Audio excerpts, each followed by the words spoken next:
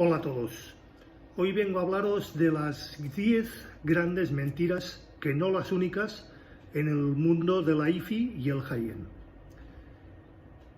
Siempre he aseverado que la gente es hoy mucho más crédula de lo que hace años, cuando no se disponía ni de los medios ni de la información que sí disponemos hoy. Pero aparte que la técnica y el conocimiento en electroacústica ha evolucionado, un sector importante ha ido dando pasos de cangrejo en base a una nueva identidad entre ignorantes y supersticiosos, incapaz de dar solidez a sus argumentos sin tener que recurrir a la fe o al precio de los aparatos dignos de culto. Llamémosles oscurantistas o gurús. El oscurantista o gurú puede ser o bien un profesional dedicado a vender sus productos, los cuales deberán ser diferenciados de la competencia en base a unas florituras difícilmente objetivables, o bien, peor aún, un mero aficionado que respalda en una o varias imágenes de marca como fetiches, que defiende a ultranza como si de sus propios hijos se tratara. Luego, cada sector inyecta su conocimiento a propios o extraños, generalmente a través de foros o blogs, o a través de este sistema, a través de YouTube. Por suerte, la hora oscurantista pierde peso con el paso del tiempo. Primera mentira, la mentira de los cables. Como mero accesorio que es, no debería ir en primer lugar. Aunque si nos ponemos a pensar en el rendimiento monetario que le sacan los vendedores, así como la lírica y prosa que son capaces de exponer, incluso sin sonrojarse, muchos de ellos, puede perfectamente encabezarla. El gurú en cuanto a los cables es muy claro. Si montas un cable a cajas o a módulos, por supuesto, contra más caros mejor, muchísimo mejor. Bueno, el sonido resultante mejorará. Bueno, y ni se inmutan los tíos, se quedan tan panchos, unos simples cables. Esta fábula ha sido expuesta de 1000 maneras, a cuál de ellas más surrealista.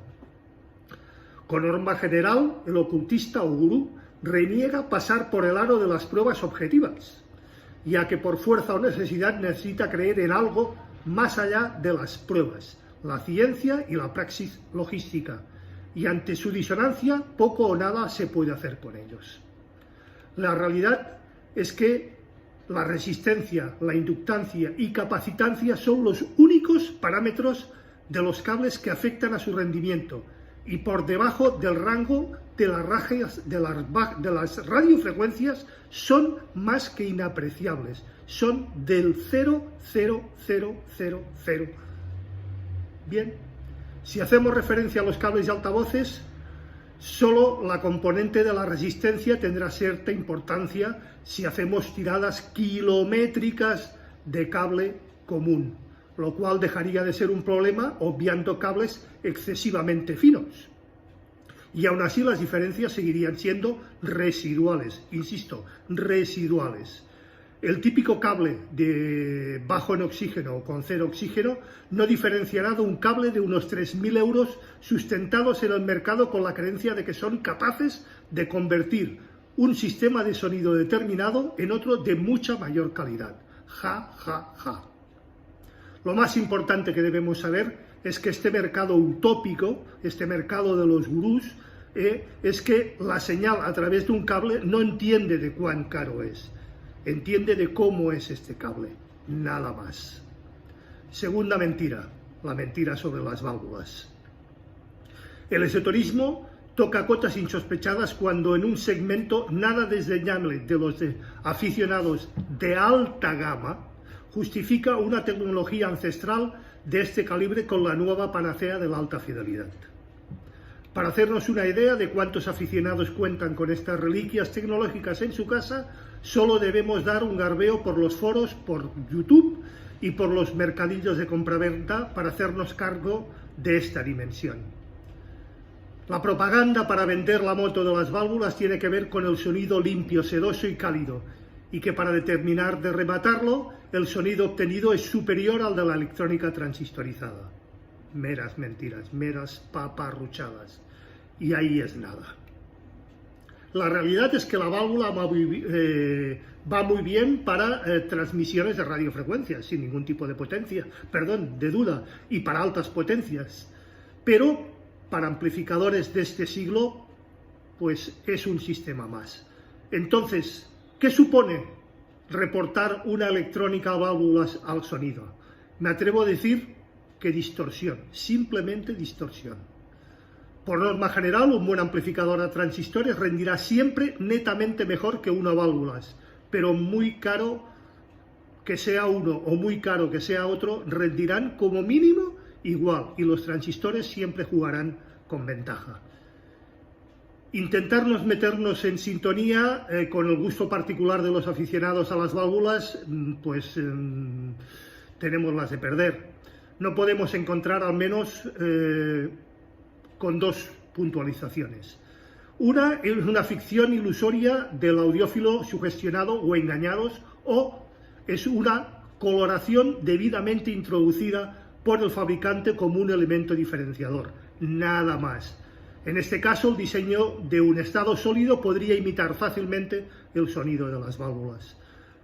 Hay que reconocer que los transistores hoy en día están muy por encima de las válvulas, muy a pesar de lo que muchos gurús o muchos grandes entendidos digan de que es un sonido más limpio, un sonido más cálido, un sonido más dinámico, ja.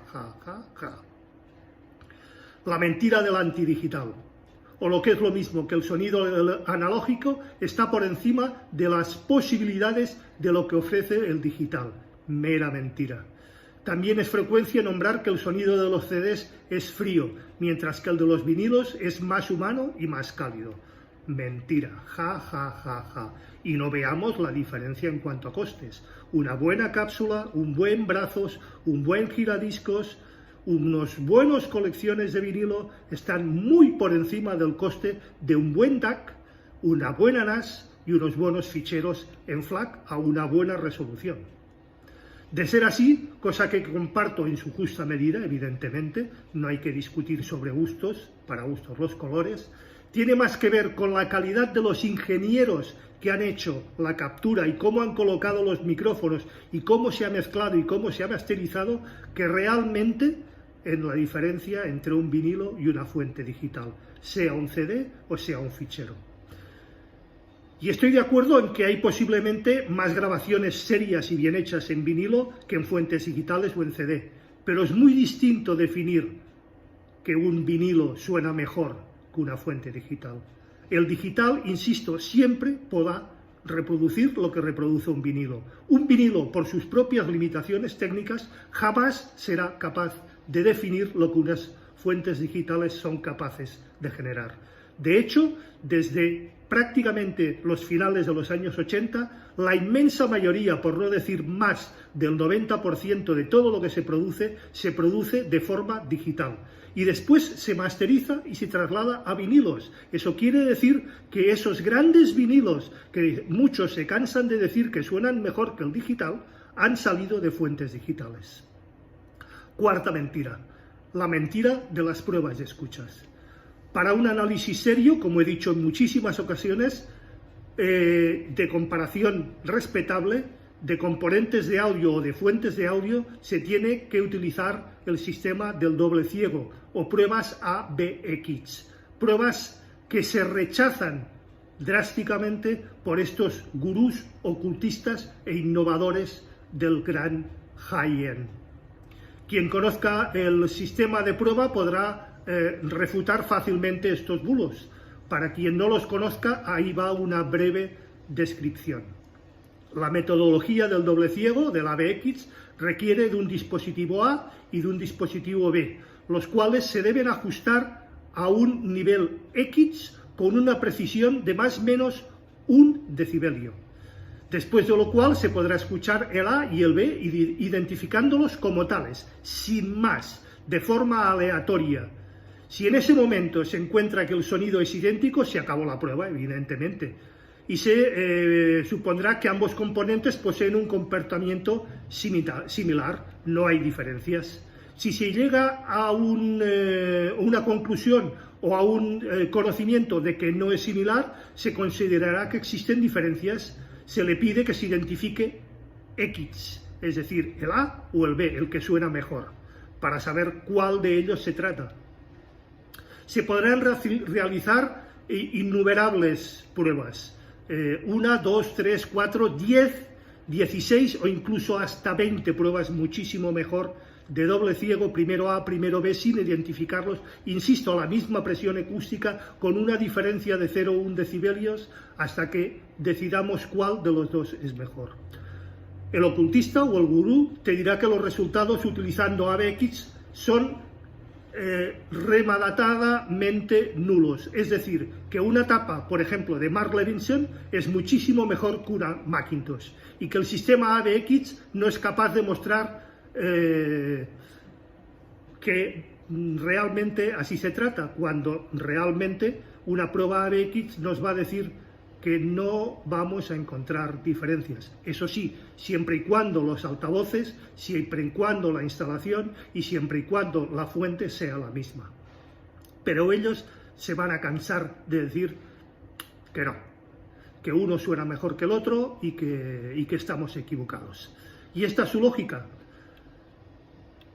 Quinta mentira, la mentira de la retroalimentación. El quinto mito de la saga tiene que ver con la retroalimentación negativa que hemos visto en algunos anteriores posts. Muchos dicen que es contraproducente. La realidad dice que la retroalimentación negativa es una de las herramientas más útiles a distorsiones utilizadas por los diseñadores de circuitos, ya que reduce la distorsión y aumenta la estabilidad. Solo los inicios de los diseños de amplificadores transistorizados, estado sólido, allí por los años 60-70, se aplicaron retroalimentaciones sin ton ni son, a la babalá, por muchos profesionales, logrando que los circuitos pudieran llegar a producir diversos o tipos de problemas, como hemos visto ya en un anterior post, y sobre todo en sus diseños hasta llegar los años 80. Tanto Edward Cherry como Robert Cornwell aclararon que una retroalimentación negativa es totalmente benigna, siempre y cuando se fije en unas bases correctas y en unas pautas en su diseño y en su aplicación. La alimentación o retroalimentación negativa está presente en todos o la mayoría de nuestros amplificadores, sea a válvulas o sea a transistores. Sexta mentira, la gran mentira del rodaje. Es una mera farsa el argumentar que unos altavoces o que una cápsula o que un amplificador o que lo que sea necesita unas horas, unas semanas, unos meses de rodajes. Pero por favor, seamos serios. Rodaje, eso ocurría con los motores de explosión de nuestros coches y ya hace muchos años. Los condensadores de un amplificador, sus transistores, sus transformadores necesitan solo unos pocos segundos para entrar en su ciclo de perfecto funcionamiento. Las válvulas necesitan solo unos minutos, unos pocos minutos para ser estables y para calentarse. Exactamente igual que los vías, necesitan solo de unos pocos minutos para estar en sus tensiones correctas y perfectamente estabilizadas. Es absolutamente de tontos decir que un amplificador, que unas cajas, que un reproductor de CDs necesitan de X horas o incluso de meses de funcionamiento. ¿Pero esto qué es? Séptima mentira, la mentira del bicableado o del bit-withering. Incluso los audiófilos más sofisticados caen en esta fórmula del prestidigitador o del gurú de decir que el bicableado aporta mejoras en nuestras instalaciones. Cada vez más, y eso es culpa de los fabricantes de altavoces, nos encontramos con con altavoces con dobles tomas. Pero esto no es para bicablear. Esto en cualquier Altavoz es para separar las dos tomas y para biamplificar, triamplificar o cuadriamplificar, no para bicablear, tricablear o cuadricablear. ¿Alguien me va a hacer creer que por mandar la señal de nuestro amplificador por un cable o por dos cables o por tres cables eso mejora? Es una somera tontería. La señal se desplaza exactamente igual por un cable que por dos que por tres. Lo único que vamos a conseguir es multiplicar el precio de esos cables, que no son nada baratos, por 2, por 3 o por 4. Vaya tontería. Octava mentira. La gran mentira de los cables, de las regletas y de los filtros de alimentación. Señores, si nuestra instalación eléctrica es correcta, con un buen estabilizador, hay más que suficiente. Cualquier fabricante de amplificadores nos dirá que sus amplificadores con un cable como el que llevan de tensión es más que suficiente. No hay que gastarse ni 1.000, ni 2.000, ni 3.000 euros en cables de corriente. Incluso con el tema de cables me atrevería a hacer una puntualización.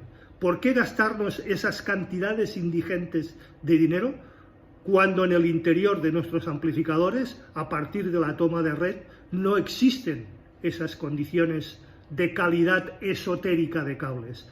¿Alguien se ha dignado a abrir unos altavoces y ver qué tipo de cables hay en su interior?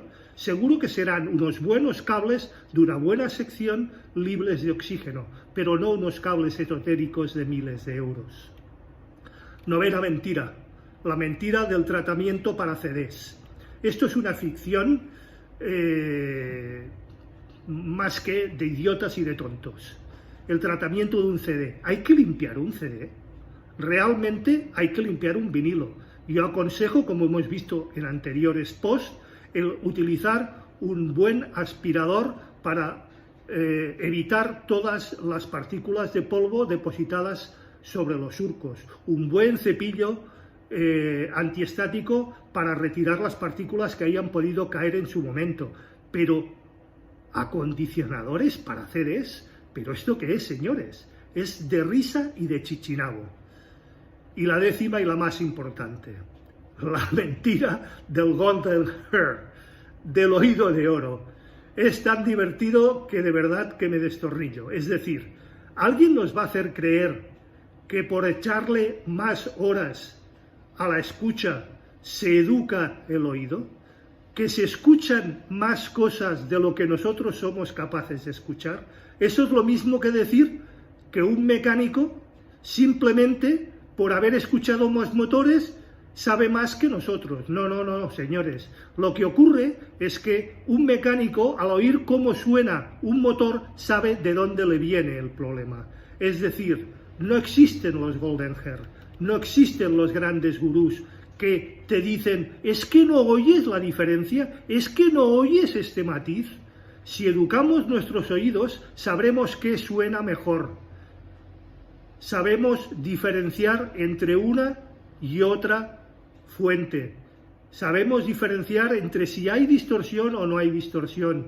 Lo mismo que ocurre con un mecánico o con un sommelier. Un sommelier tiene su gusto habituado a distinguir qué es mejor y qué es peor, cuál es de una añada y cuál es de otra, pero no porque su paladar y su esófago estén más habituados, sino porque ha tenido una educación, no porque su oído sea de oro. Tal y como hemos visto, una persona joven es capaz de oír de 20 a 20.000.